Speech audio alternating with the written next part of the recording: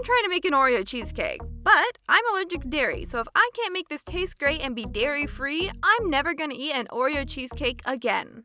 The stakes are high, and not just for me, but for every dairy-sensitive person out there. We deserve tasty treats. That's why I'm going to run, not walk, you through this ambitious recipe.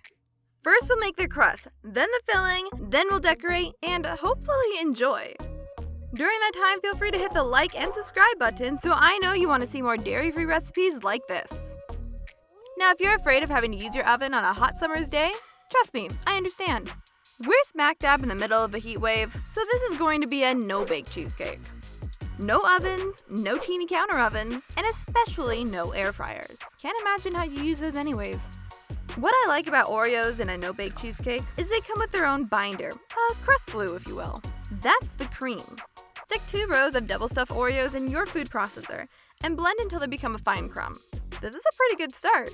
Dump that into the bottom of a greased springform pan and press down until it forms a sturdy crust.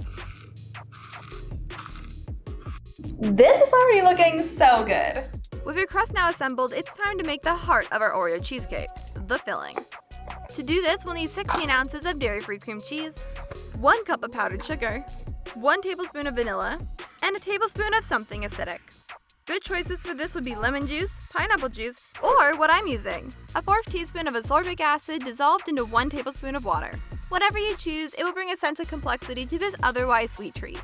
Finish off your filling by adding the all-important salt and giving everything a good mix. The cream cheese is cold, and like all cold things, and people for that matter, it's going to put up a good fight before participating in the group. So if you have a stand mixer, use it. I try to do a lot by hand, but sometimes I need some help. Now would be a good time to add in 1 row of crushed Oreo cookies, because with that coming together, we can make some coconut whipped cream. It sounds fancy, but it's a piece of cake. Cheesecake. In a large bowl, place 1 can of coconut cream that's been refrigerated overnight, and whip until you see soft peaks. This might make a mess. Then with a rubber spatula, gently fold your coconut whipped cream into your cream cheese mixture. Take your time and make sure everything is nice and blended together. It's not even a competition. Oreo cheesecake is my favorite type of cheesecake, so if this works, I'm over the moon. I'll be so excited. When your cheesecake looks like a delicious blend of creamy, cheesy Oreo goodness, transfer half and only half to your refrigerated crust. Now, I'm not just trying to make a good Oreo cheesecake. No, I want the best Oreo cheesecake. Here's how I'm going to do that.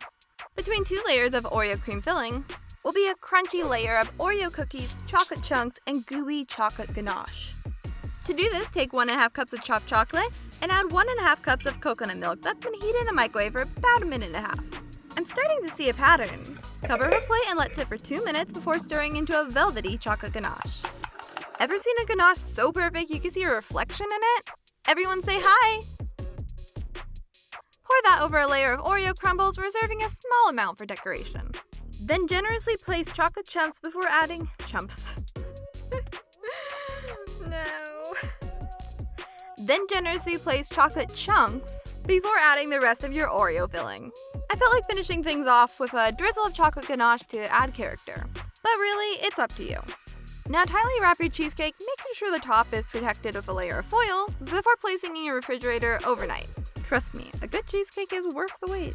It's the next morning, our cheesecake is solid. Let's get to decorating. Remove your cheesecake from the springform pan. Dust it with cocoa powder and top with both Oreo cookies and chocolate chunks. Don't forget to make your plate look cute before serving. This cheesecake looks like a win, but does it taste like one? I'm speechless. I'm labeling this a success. From my kitchen to yours, eat happy.